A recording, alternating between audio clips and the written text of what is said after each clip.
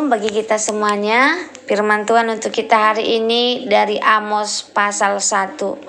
Judul, perkataan yang dinyatakan kepada Amos, salah seorang peternak domba dari Tekoa. Tentang Israel pada zaman Uzia, Raja Yehuda, dan dalam zaman Yerobeam anak Yoas, Raja Israel 2 tahun sebelum gempa bumi. Hukuman atas bangsa-bangsa lain. Berkatalah ia, Tuhan mengaum dari Sion dan dari Yerusalem. Ia memperdengarkan suaranya, keringlah pandang-pandang pengembalaan, dan layulah puncak gunung Karmel. Beginilah firman Tuhan, karena 3 perbuatan jahat, Damsyik bahkan 4, aku tidak akan menarik kembali keputusanku oleh karena mereka telah mengirik Gilead dengan eretan pengerik dari besi. Aku akan melepas api ke dalam istana Hajael sehingga Puri bin Hadad dimakan habis. Aku akan mematahkan palang pintu Damsyik dan melenyapkan penduduk dari Bekeat Awen, serta pemegang tongkat kerajaan dari Bet Eden. Dan rakyat Aram harus pergi sebagai orang buangan ke Kir, firman Tuhan.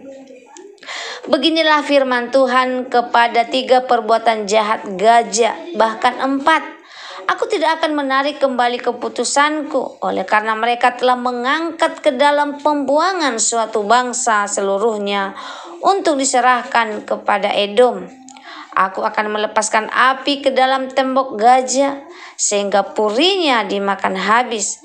Aku akan melenyapkan penduduk dari Asdod dan pemegang tongkat kerajaan dari Askelon. Aku akan mengancungkan tanganku melawan Ekron sehingga binasalah sisa-sisa orang Filistin, firman Allah. Firman Tuhan Allah. Beginilah firman Tuhan, karena 3 perbuatan jahat, Tirus bahkan 4, aku tidak akan menarik kembali keputusanku oleh karena mereka telah menyerahkan tertawan suatu bangsa seluruhnya kepada Edom dan tidak mengingat perjanjian persaudaraan.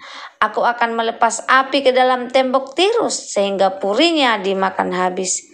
Beginilah firman Tuhan, karena 3 perbuatan jahat Edom bahkan 4, aku tidak akan menarik kembali keputusanku oleh karena ia mengejar saudaranya dengan pedang dan mengekang belas kasihannya, memendamkan amarahnya untuk selama-lamanya dan menyimpan gemasnya untuk seterusnya. Aku akan melepas api ke dalam Teman sehingga Puri Bozra dimakan habis. Beginilah firman Tuhan, karena 3 perbuatan jahat Bani Amon bahkan 4, aku tidak akan menarik kembali keputusanku oleh karena mereka membela perut perempuan-perempuan hamil di Gilead dengan maksud meluaskan daerah mereka sendiri. Aku akan menyalakan api di dalam tembok Raba sehingga purinya dimakan habis. Diiringi sorak-sorai pada waktu pertempuran, diiri angin badai pada waktu puting beliung, dan raja mereka harus pergi sebagai orang buangan. Ia bersama-sama dengan pembesar-pembesarnya, firman Tuhan. Penjelasan dan renungan dari Amos 1 ayat 1 sampai 15.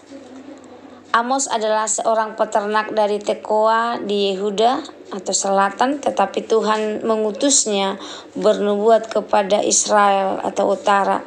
Ia melayani pada zaman Uzia Raja Yehuda dan Yerobeam bin Yoas Raja Israel sekitar abad ke-8 sebelum Masehi. Masa ketika ekonomi berkembang tetapi moral dan keadilan memburuk. Amos memulai dengan deklarasi tegas. Tuhan mengaum dari Sion ayat 2 yang menggambarkan Allah sebagai singa yang mengaum. Suaranya mengguncang, menandai penghakiman atas kejahatan. Lalu yang kedua, struktur penghakiman terhadap bangsa-bangsa. Dalam pasal ini Tuhan menyatakan penghakiman kepada 6 bangsa tetangga Israel. Yang pertama Damsyik Yang dilakukannya adalah kekejaman terhadap Gilead, pengirik manusia seperti binatang. Lalu yang kedua gajah, perdagangan budak, menyerahkan tawanan ke Edom. Yang ketiga Tirus, pengkhianatan perjanjian persaudaraan. Dan Edom, kebencian dan balas dendam abadi terhadap saudaranya Israel. Dan Amon, kekejaman luar biasa, membelah perut perempuan hamil demi memperluas wilayahnya. Karena 3 perbuatan jahat bahkan 4 adalah gaya bahasa Ibrani yang berarti dosa mereka telah mencapai batas dan lebih dari cukup untuk dihukum. Renungannya untuk kita hari ini, Tuhan adalah hakim yang adil. Seringkali kita merasa bahwa kejahatan dibiarkan begitu saja, tapi Tuhan tidak pernah menutup mata. Amos menunjukkan bahwa setiap ketidakadilan, kekejaman, dan pengkhianatan akan ada waktunya dihakimi. Apakah kita percaya bahwa Tuhan masih adil di tengah dunia yang penuh kekacauan ini? Dosa sosial adalah dosa yang serius. Tuhan tidak hanya menghukum pencuri atau penyembah berhala. Dia murka atas penindas, perdagangan manusia, kekerasan, dan kebencian yang dipelihara. Ini menunjukkan bahwa cara kita memperlakukan orang lain adalah cerminan dari iman kita kepada Tuhan. Bagaimana sikap kita terhadap orang yang tertindas? Apakah kita peduli atau justru cuek?